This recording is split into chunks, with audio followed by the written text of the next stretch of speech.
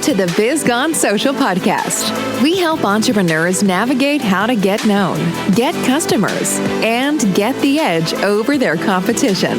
Here is your host, Lorraine Duncan.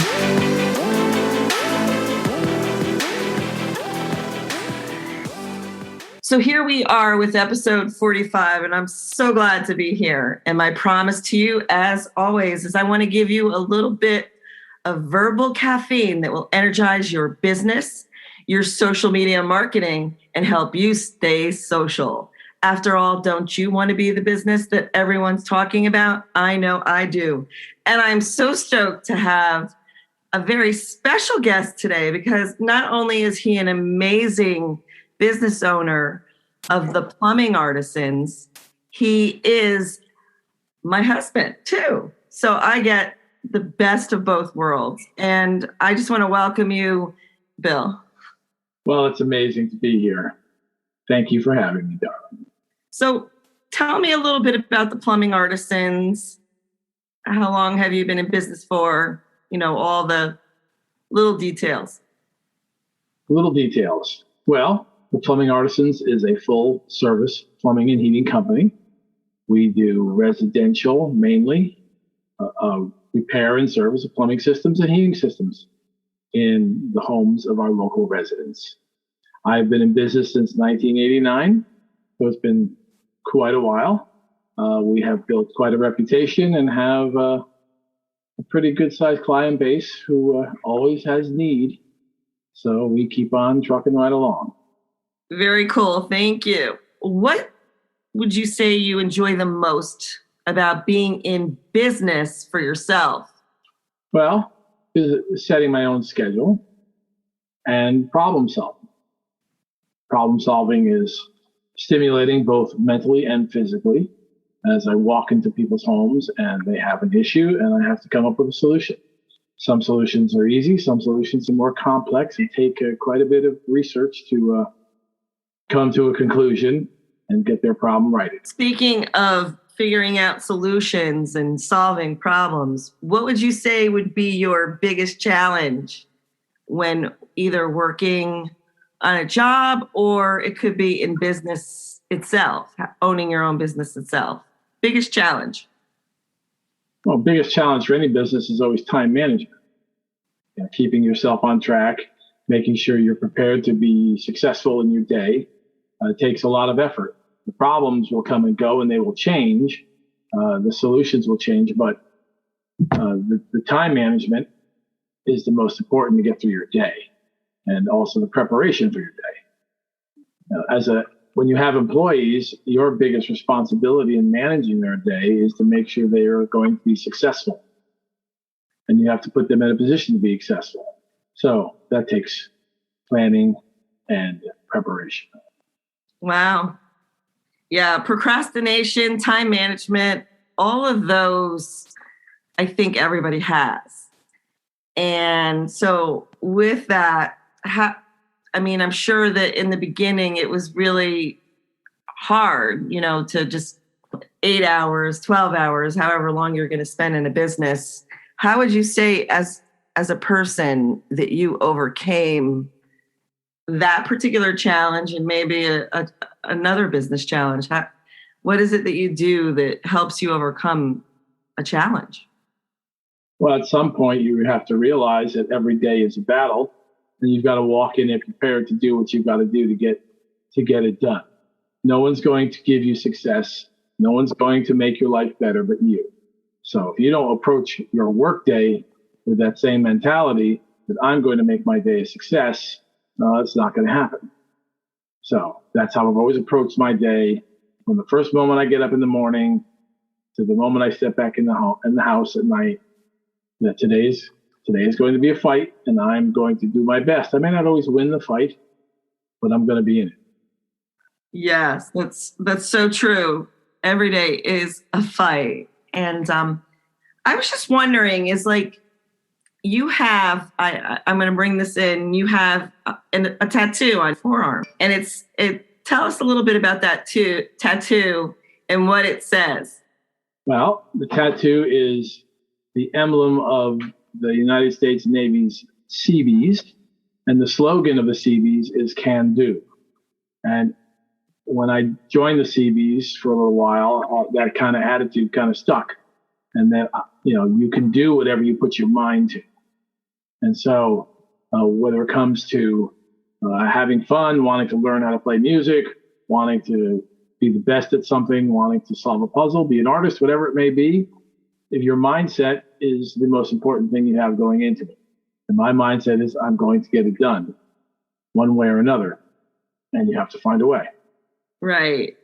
I think that is something that we all could put into our lives, that definitely we all can do it.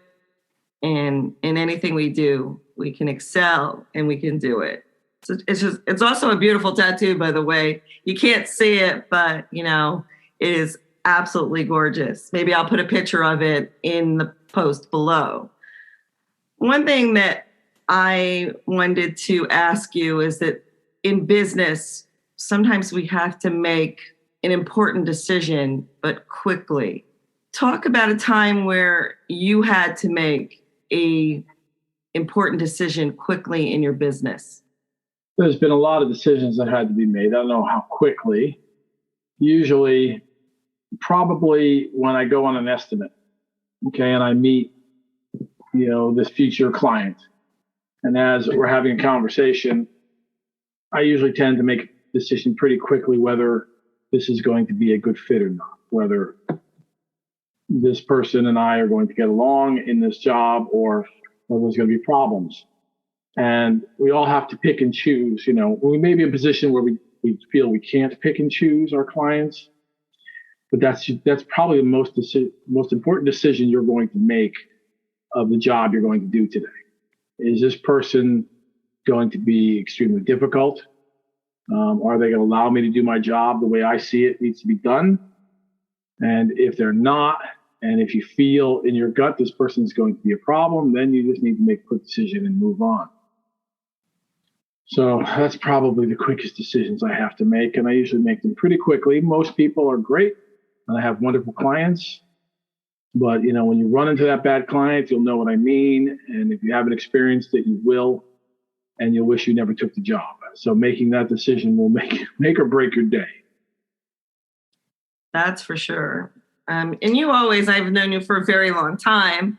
You always seem to be a very good judge of character too, and a judge of a client that you're going to be taking on. And that's probably mostly because you've been in business now for over 32 years.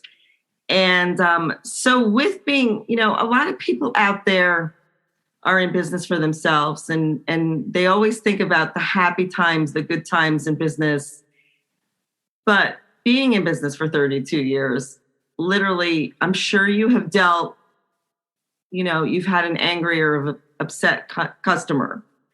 And I think the way you deal with an upset or angry customer would be very helpful to my audience, because you always seem to, this is not like someone that you're angry at. This is a customer that may be a little bit upset, pretty much maybe didn't really understand the scope of the job. How do you calm them down? How do you, get them into a better mindset? Well, communication is the key, making sure they understand. Sometimes you will speak to someone and maybe you're kind of speaking trade lingo and you think they understand, but they don't. So then you've got to go back and explain it to them. The biggest mix-ups usually come over money, whether they think something's included or not, or whether they understand your price. Other issues arise, especially when a homeowner is trying to be their own general contractor. It creates a lot of tension because they don't know how to manage a job properly, and they waste a lot of your time, which gets very frustrating. Your job is to keep that in check and not get into it with them. Try to be as patient as you can to explain it. But eventually, there are times they will back you to a wall and you will have to stand your ground. And then you have to choose how you're going to do that. Either, yes, I'm not going to do this unless you pay me what I've asked for, If not, you'll have to get someone else. And that's always a decision they can make. That's also a decision you can make. But I tend to be, my word is my bond. If I say I'm going to do something, I'm going to accomplish it for you to the best of my ability, whether relations are strained or not, which doesn't, like I said, doesn't happen a lot, but always being efficient on their job and making sure you do a good job is important. Yeah. I mean, I think you hit the nail right on the coffin, basically, is that you really need to educate your potential client, the person that you're going to be working with, so they know exactly what to expect. This way you set the expectations and they don't. I think that's really important too. And, it's interesting is that, you've been a plumbing contractor again for 32 years. How do you continue to learn in order to stay on the top of the things within your field? Technologies change constantly. You've got to adapt. Just look at just the phones, for instance. When I first went into business, we had pagers and payphones. Then we had two-way radios in the car, and then we had, cell phones that you can make a phone call on, flip phones, whatever. And now we have handheld computers, to which people are emailing me, texting me. I'm able to process credit card payments on there. I'm able to make my deposits right there. I'm able to have I'm able to locate materials right from the palm of my hand. So that's a huge growth of an industry in how it's being applied. A lot of companies have laptops right in their truck, so they can do everything right there. So things are changing constantly. Heating equipment has gotten much more technical, and you have to understand electronics and understand how to troubleshoot each individual piece of equipment. So you have to learn each piece of equipment. So it's constantly something new. Again, that goes back to problem solving and how do you solve this problem? Yeah, it's so funny. You kind of definitely dated yourself, and with mentioning pagers and pay phones. Oh my. I have two last questions. One is, what keeps you up at night? Even though I know, because I've known you for so long, you hit the pillow and you fall right to sleep. But what is it that keeps you up at night? There's always stress. Usually it's cash flow. Managing cash flow is tricky, especially in a service type business where your cash flow is constantly a roller coaster. So that can be stressful. Other than that, there's been a few jobs that I've stressed over, but very little. I don't like to take that in with me. I try to leave my troubles outside when I come into the house at night. That's something I've never burdened you with. Whether I had a good or bad day, you really never knew. And I think that's important to come home to your family with the right attitude. And so you can be with your family, be with your children, and enjoy that time and be in that moment. You can't stress about the problem of the day. That problem's going to be there in the morning to pick up at 8:00 when you walk out the door. And that's where I leave it. Absolutely. You have always been good with that. You've been a very good husband and also very attentive and a good father. So that is something, as a business owner, you really have to remember, is that leave the work at home, and when you come home, be fully present with your family. What I always like to ask this question to all my guests is that if there was one, I have a lot of business owners that are listening to this podcast, and if there was one piece of advice that you could give to them, what would that be? Save more. Save for that rainy day, save for that slow period, be prepared. The only thing that really held us together through the crash of 2007 to 10 was the fact that we had I had put aside a slush fund, and for every deposit I made, I put 2% away and kept that just in case, just for that time. And that's what helped really get us through that initial 2 bad years of 2007 housing crunch. So be prepared, take 2%. Every deposit you make, take 2% and save it. I heard that at a seminar one time, and it was probably some of the best advice I heard. So true. And then now recently, we had the whole COVID situation. And so I'm sure that a lot of people who got laid off or lost their jobs, it would have been really helpful if they did have that 2% saved. So very, really, really great advice. Not only are you my husband, not only are you a plumbing contractor, but you also have a very unique thing that you do. And, you also make money at doing that too, is that you are a bass player in a band called Blame It on the Dog. And why don't you tell us a little bit about that feat that you made and how that balances you out, and talk a little bit about I guess a July and September concert that people could go to if they live local. Well, my path in music has been an interesting one. In my mid 40s, I did a job for a fellow in Westport who taught cello. And I thought it would be cool to learn how to play cello. So I took lessons and I did learn how to play it.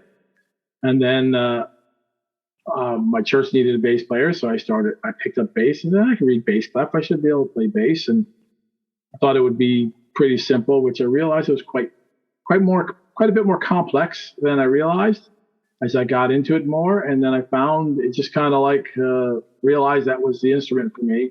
And I've been in a couple bands, and this one has been really good. We're going on 4 years together. I'm the oldest, not anymore, but I'm one of the older guys in the band. We have 2 old guys and 2 young guys.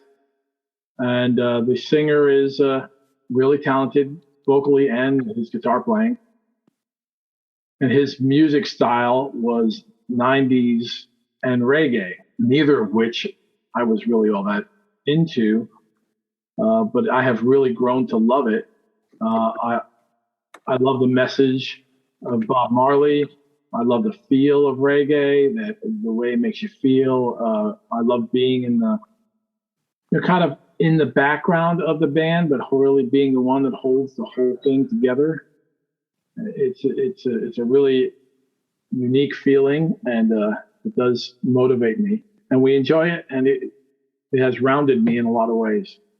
Yes, and it's so much fun too. And I think that, after hard days of work, and you work really hard, literally this is a way that you can relax and just do what you really want to be doing. And you also recently got your real estate license. And I'm not going to really talk a lot about that, but all that to say that you're very talented. And I want to read this definition because you actually are a Renaissance man. And the definition of a Renaissance man is a person with many talents or areas of knowledge. And there's not anything, speaking of, the can-do and the problem solving, it's just not limited to